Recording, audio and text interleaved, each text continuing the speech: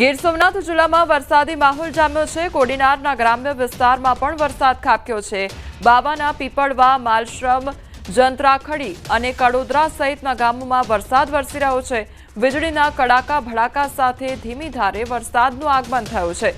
વરસાદનું આગમન થતાં વાતાવરણમાં ઠંડક પ્રસરી તો ખેડૂતોમાં ખુશી છવાયેલી જોવા મળી રહી છે। જ્યારે વરસાદના આગમનને કારણે ગરબા રસિકો હવે ચિંતામાં મુકાઈ ગયા છે।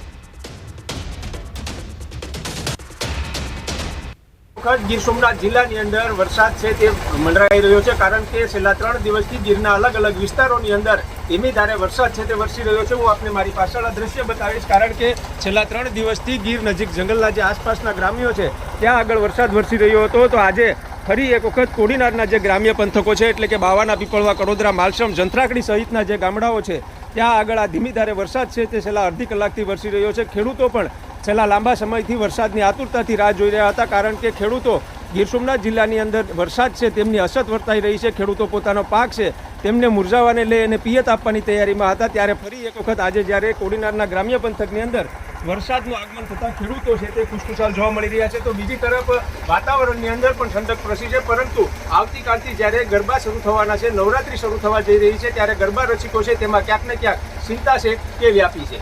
દિનેશ સોલંકી, ન્યૂઝ 18 ગુજરાતી, ગીર સોમનાથ। તો ગીર સોમનાથમાં વીજળીના કડાકા ભડાકા સાથે વરસાદ ખાબકી રહ્યો છે। તો ગ્રામ્ય વિસ્તારોમાં પણ વરસાદી માહોલ જામ્યો છે અને વરસાદ વરસવાને કારણે ગરમીથી લોકોને આંશિક રાહત પ્રાપ્ત થઈ છે।